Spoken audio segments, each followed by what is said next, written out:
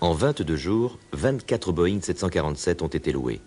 Des appareils militaires et civils ont transporté 3000 passagers et 3500 tonnes de matériel. C'est un véritable pont aérien qui s'établit. On a compté jusqu'à 3 DC-8 et 26 Transal engagés simultanément en une journée. À partir de N'Djamena, la mise en place du dispositif français s'est effectuée sur 2 zones.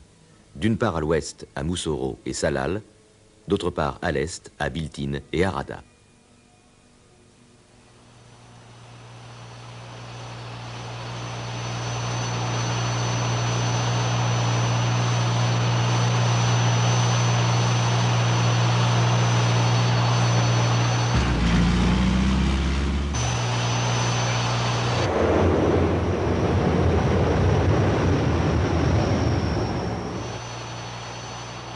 Le 4 septembre 1983, le général Poli s'adresse à ses hommes.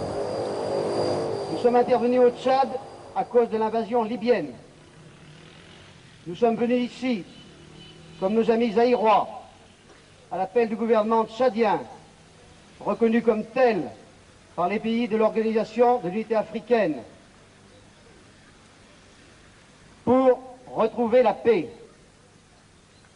Le dispositif militaire que nous avons mis en place, à l'endroit que nous avons choisi, avec des moyens puissants qui se renforcent de jour en jour, nous permettent d'assumer notre mission d'instruction et de soutien des forces tchadiennes, mais aussi, si besoin était, de répondre immédiatement à toute nouvelle offensive.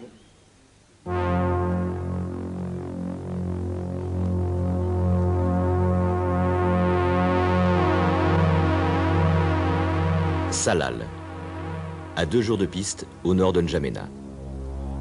Salal, c'est aussi une centaine de soldats français face au désert. Les conditions de vie y sont éprouvantes, mais supportables. Les hommes s'adaptent à cette région et assurent leur mission d'instruction et de dissuasion.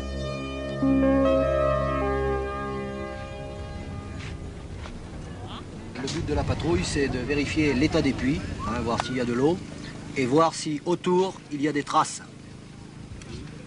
À Liimaro, vous mettrez au nord de la dune, enfin sur la dune, là, qui est au nord, et vous observerez pendant une demi-heure. Et ensuite, retour dès la fin de l'observation. Consigne d'ouverture du feu, vous n'ouvrez pas le feu, sauf si vous êtes attaqué. Donc, autodéfense. Autodéfense. Charlie de 3 Roméo pour contact radio. À N'Djamena, les transmissions installées autour du PC de l'ancien camp du But assurent des liaisons permanentes avec les différents éléments français répartis sur le sol tchadien.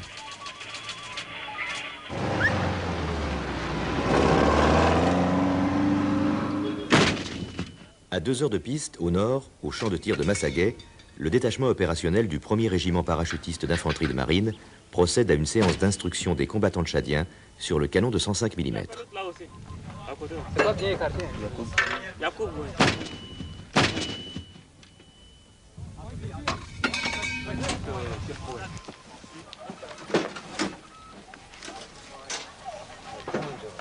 Loin de tout, certains moments de la vie prennent un relief particulier.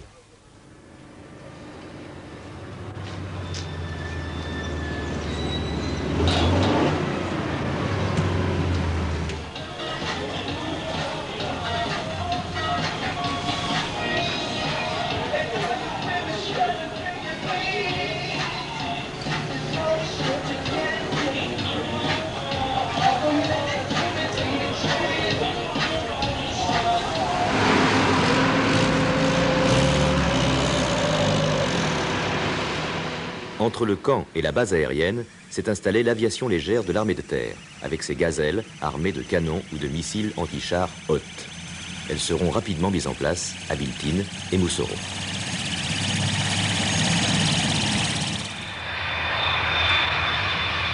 18h30. Un DC-8 venant de métropole amène à N'Djamena les matériels indispensables au soutien d'une telle opération.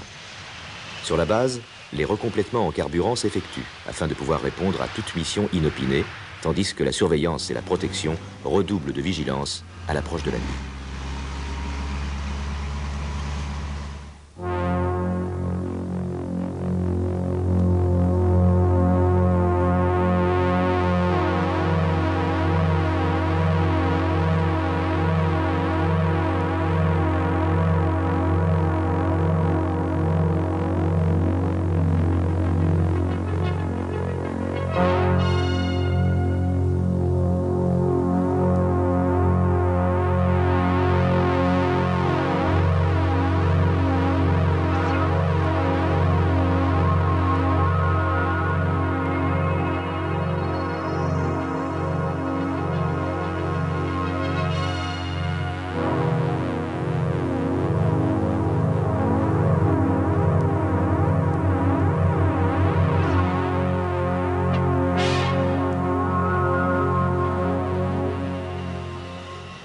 Le lendemain matin, 7 heures, une mission photographique a été déclenchée. 2 Jaguars et un Mirage F1 vont s'envoler vers la région de Biltine, à 600 km au nord-est de N'Djamena.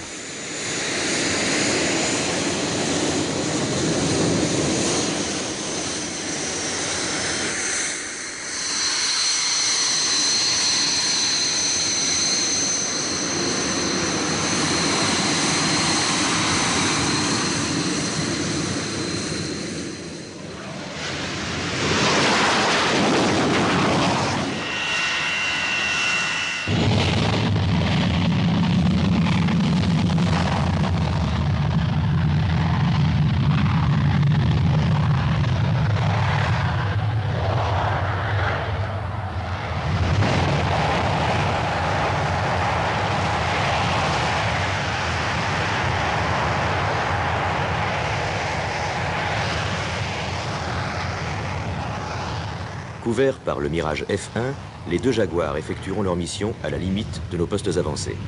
Au retour, les clichés seront exploités 20 minutes après l'atterrissage des appareils.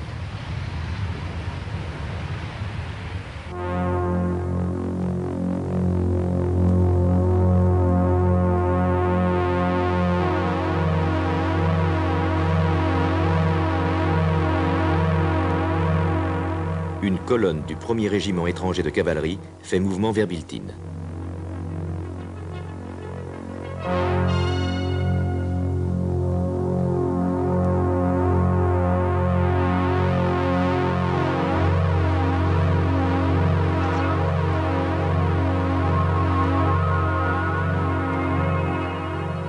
Autrefois occupé par nos méharistes, le fort de Biltine se trouve aujourd'hui au centre du dispositif français mis en place dans la région Est.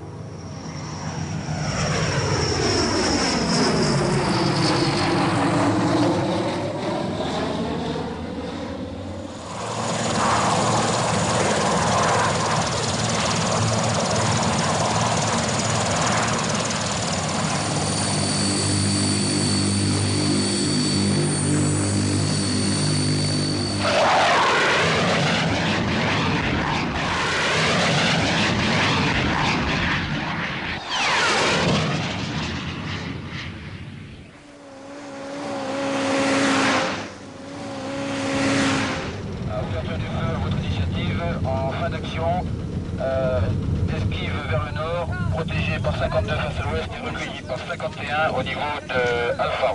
Bon, de votre position, dès que prêt, vous démarrez.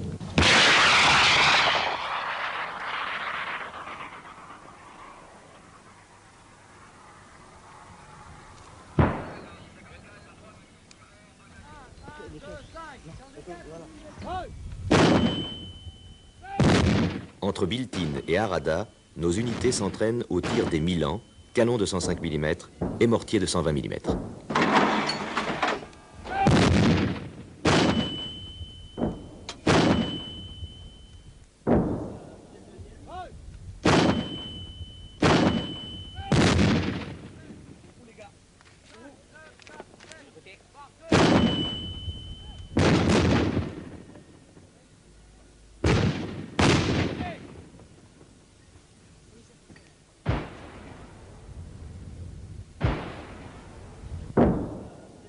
Allez, santé.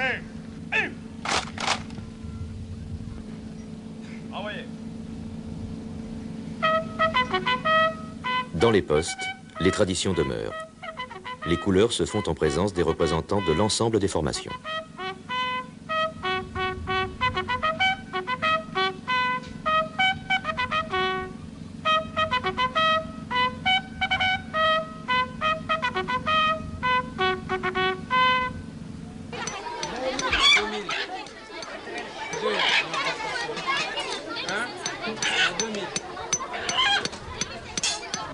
Combien? Oui. Celui-là, là. Tu parles français, toi? Tu parles français, Tu parles français? Combien? Non, pourquoi tu me dis non? Oh. 20. Ravitailler tous ces hommes à une pareille distance n'est pas une mince affaire. La viande est achetée sur pied, au marché de Biltine, après de longs palabres et contrôles sanitaires du médecin.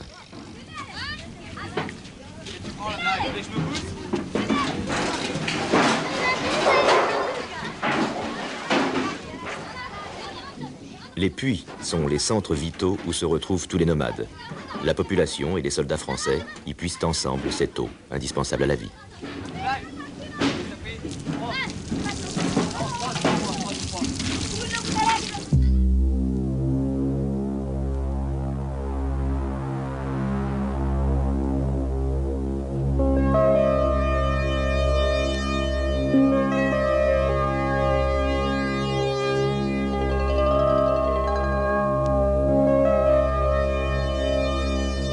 « 14 heures. La chaleur est éprouvante. Il faut pourtant s'y adapter en restant disponible pour une mission éventuelle.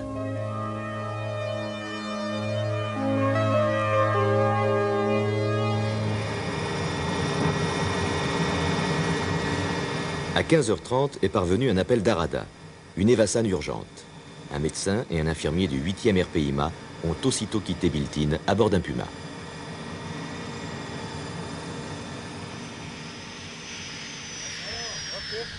Ça va bien, ouais? Je suis venu avec le docteur, là. Alors là, il y a l'infirmier, le docteur, pour l'évacuation sanitaire. Ça va, oui? Ça va bien.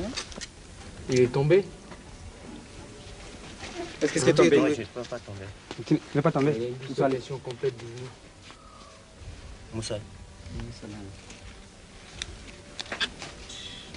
Ils ont refait le pansement comme j'avais fait, mais avec du coton.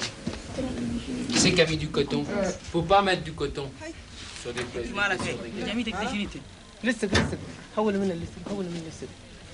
Mettez-le là-bas.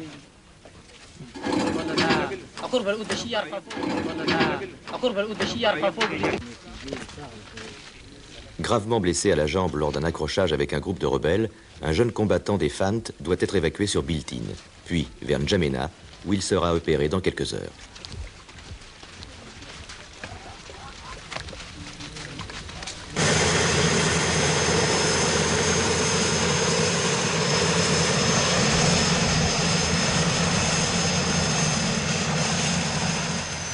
Pendant ce temps, à 300 km à l'est de N'Djamena, la ville d'Ati reçoit la visite de 2 gendarmes.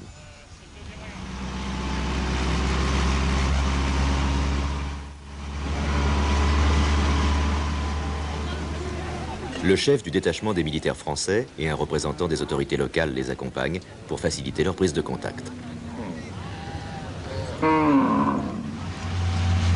Sinon, nous sommes...